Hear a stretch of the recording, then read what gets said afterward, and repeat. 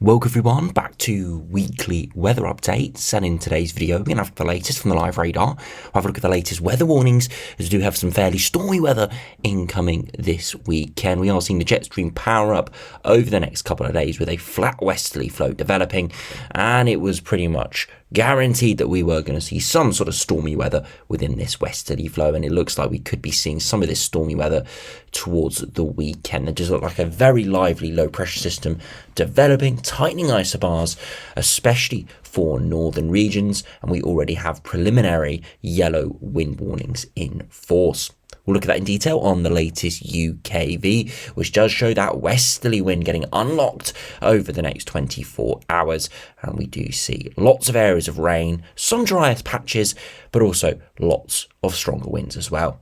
And then we'll finish up the video by having a look at the longer range charts as we are continuing to see that westerly flow dominate for the next couple of weeks. A few smaller deviations appearing on some of the runs, a bit of higher pressure trying to toy with that westerly flow, but nothing too concrete at this stage. We'll explore that in the second half of the video. So do remember, if you enjoy my videos, make sure you like and subscribe, and remember to follow me on Twitter as well, the link's in the description. Now to start on the live radar, we've had a very warm, humid day today in the east where temperatures have got up to around the 20-degree mark. But you can see the rain that has been plaguing the west over the past 24 hours or so is now slowly moving eastwards. And you can see we've got lots of heavy rain and even some front edge thunderstorms developing here across parts of Kent, Essex into East Anglia. A few heavy thundery showers across northern England as well. And then the large area of rain will sweep through. Now this is moving pretty quickly, recording this around 9:30 on Wednesday evening. By around the early hours of Thursday, we're expecting this to have been completely cleared, and by Thursday afternoon, it will be quite a lot drier. Still a bit muggy as we still have some warmer air around, but it's nowhere near as muggy as it has been or as warm as it has been today. And then we'll slowly see that westerly flow really taking over as we progress into Wednesday. Now do put on the temperatures, you can see this evening, still very mild, especially in the east. Lots of oranges indicating temperatures still around the high teens, exceptionally mild for the time of year. Again, not record breaking, but very, very mild. Indeed, a good 5 to 10 degrees above average in certain regions. But of course, that warmth has fueled the precipitation, and you see further westwards, where we combine it with the lower pressure, you can see why we had big yellow warnings issued over the past couple of days, and that's because of all of this rain we've now seen in the west, widely 1 inch to 2 inches of rain. You can see a very steep drop off to the east, and this just shows you the power we can see from a battleground situation which we've essentially had over the past 48 hours or so.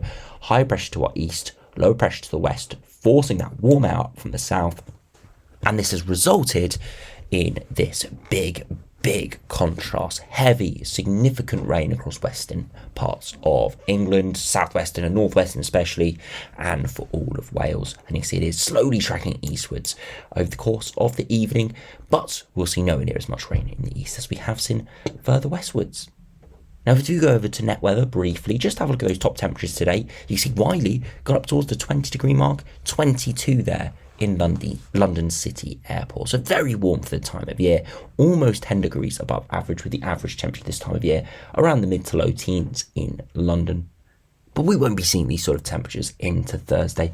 We'll be back down towards 17, 18 degrees, still above average, but nowhere near as mild.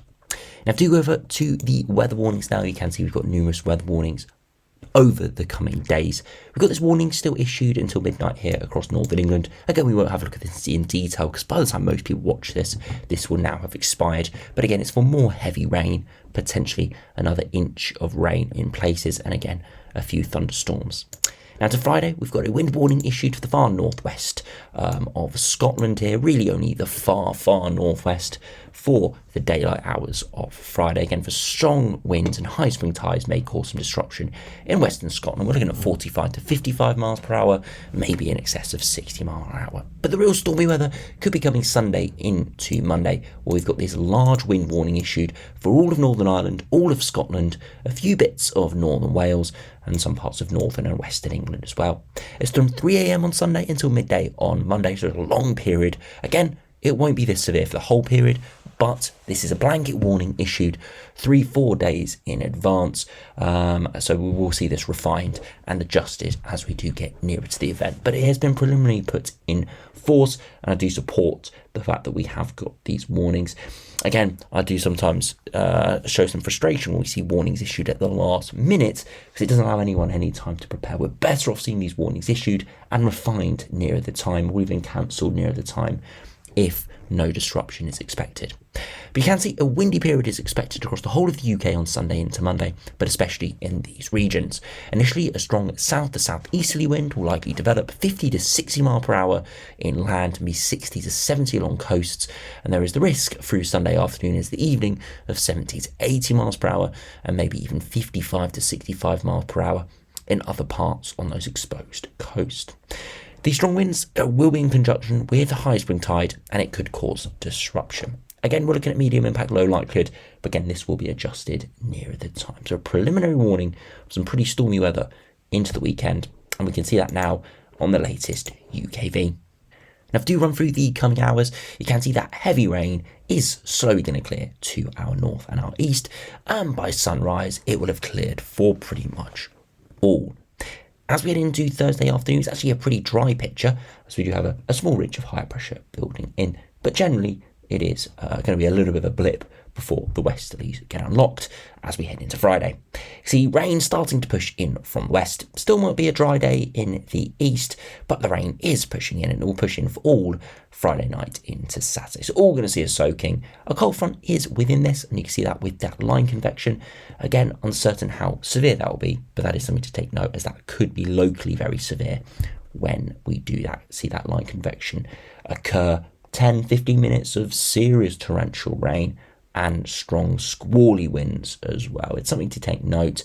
Fortunately, it looks like it will be, for most, falling through the late hours of the evening, so hopefully not too many people out and about, because that's when it can really catch you off guard. As we head into Saturday doesn't look too bad, because the rain does clear from the east with a brief area of lull. But then it's into Sunday. Look at that big wall of rain arriving from the west. Big hook, symbolic of a well-developed area of low pressure. And then we see this big storm system moving in. And this is where we could see some very strong winds there on the southern flank of the centre of this low for northern regions. We'll have a look at the winds in a minute, but the UKV does go pretty over the top of those winds. Again, I suspect this is one of the runs that's contributed to that weather warning being put in force. Other runs not showing this as severe, but if this sort of pattern that does occur, then yeah, we could be in for a pretty wild night and even maybe a named storm with this scenario. As we progress into Monday, it does turn drier and a bit brighter, but still will be stronger winds around. Now, if you look at the wind gusts, nothing of note really over the next few days. As we head into Friday, it will start to turn gusty in from the west behind that weather front and along that weather front, as again, it's a westerly flow, it's going to be windy. As we progress into Sunday, though, look at this big, huge wind field arriving of 50 to 60 miles per hour, and then locally 70 to even 100 miles per hour moving in for Northern Ireland, Republic of Ireland, Northwest England, the Isle of Man there, into Scotland as well. Even inland at 70 to 80, maybe even 90 in a few spots. So really severe. This would constitute amber warnings and a named storm status if this did occur. But as I said, still a good few days away, and this has cropped up very quickly within the models. We have had stormy conditions, unsettled conditions within the outlook for a long time now, a good few days, but we haven't really pinpointed a system like this until today, and now it is really cropping up as a result of those warnings. So yeah, very interesting, and you can see it does clear into Monday. So we'll have to keep a very close eye on this system. As I said, it could be very severe indeed in places. If you look at the max temperatures, you can see as we head into Thursday, temperatures again will get towards 17, 18, so above average, but not as quite as warm as it's been today. Into Friday, it is a little bit fresher, still 17 in the east, but lower teens in the west. And into Saturday, again, we're back closer to average, around the mid to low teens. Into Sunday, with heavy rain and stronger winds, it's going to be very up and down. Some areas single digits, some areas mid-teens, all dependent on where you are in the country.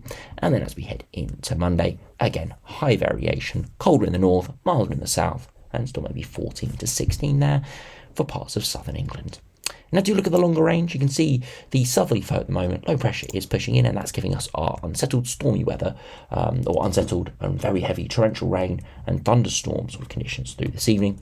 But then you can see a brief ridge of high pressure builds in, and then that weather front arrives as we head into Wednesday.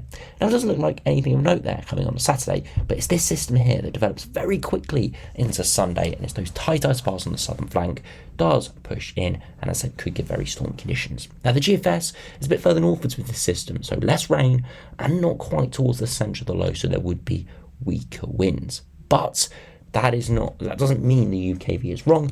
It just means we've got slightly different scenarios at this stage, all about the exact track and intensity of this low. But you can see the general theme as we head into the following week is for unsettled westerly winds. A little bit of a change in longer range here, maybe a bit more of high pressure signal, which is a positive. That could give slightly drier conditions, maybe even warmer conditions as well, as there will be warmer air masses floating around within these high pressure systems. And then right towards 384 hours, the first kind of major interesting chart that we are seeing for late autumn, we are seeing a bit of retrogression of higher pressure up towards Greenland, and this would, if we let it go on another couple of days, unlock a very cold northerly wind. Again, the risk of snow, potentially with this sort of scenario. The first real interesting cold chart we've seen this autumn. But again, it's right at 384 hours, and we don't actually see the cold pattern evolve. We just see a kind of setup taking place. So again, not going to hide this up at all, but just something to take note of, that at 384 hours, a few little changes starting to appear. So if you're already sick of this upcoming westerly, I know it's not even properly arrived yet, but it does look like it's going to dominate for a good week to 10 days, maybe even longer. If you're already not looking forward to it, maybe a bit of a glimmer of a hope, maybe of a change right at the end of October or start of November. Now, do look at the latest GM. Again, we've got that southerly wind at the moment. Eventually, we see a westerly flow pushing in, and then that big storm system arriving into Sunday. Again, slightly further northwards, not quite as far northwards as the GM, but not quite as far south, as the GFS, but not quite as far southwards as the UKV. It's kind of in between, eventually clearing and out towards day 10, again, oscillating between high pressure, low pressure, but still a bit more unsettled there than the GFS.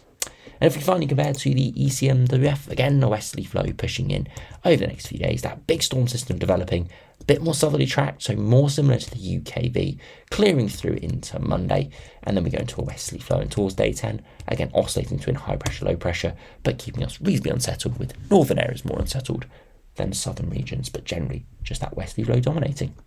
Now, if you look at the ensembles now, you can see generally average to above average over the next few days, trending more towards average or below average into the longer term. That could be conducive for more of a northwesterly flow developing, still westerlies, but just slightly chillier with that tilt perhaps from more of a northwesterly direction, so more colder air masses than warmer air masses. Again, we'll have to wait and see. We're going to see many shifts in this outcome. And you can see it is generally unsettled, but not massive precipitation. And I think the reason for that is because of that slightly higher pressure build we're seeing further southwards. A lot of runs like the GFS, for example, does nudge that higher pressure in pretty quickly late next week. So yeah, unsettled for a few days, but then we could see something more settled in the south. Still westerly, but more settled. Again, different story further northwards. Again, if we look at Glasgow, further northwards, a lot more rain, and yeah, looking pretty horrible. And again, if we put on the wind speeds, you can see a big pickup there into the weekend. And you can also see, if we put on the mean sea level pressure, a big dip there appearing as well. Not overwhelming yet. It's not guaranteed to see a direct hit from this storm system, but it is something we need to keep a very close eye on. And then if we finish by looking at the latest ECMWF ensembles, again for Glasgow, very unsettled, hovering around average for much of the next couple of weeks. And again, got this storm system potentially arriving through Sunday. Again, a dip here in the ensembles. Okay, we'll have to wait and see the exact positioning of it. And then if we look at the ECMWF ensembles for London, again, you can see with the precipitation and the temperatures, generally above average over the next sort of 4 to 5 days, and then dipping more towards average for the rest of the month. So as I said, flat westerly flow appearing, but as I have alluded to, we are going to see things crop up within that westerly flow, and we could be seeing one of these points of interest into the weekend. Potentially a storm system moving in. Could be a named storm, and if we go by the UKV, definitely looks like a named storm with amber warnings, but that is not a guarantee. Still lots to be decided. We'll have to wait and see over the next few days. So anyway, thanks for watching. Hope you enjoyed. Subscribe if you're new, and I'll see you again for another video soon.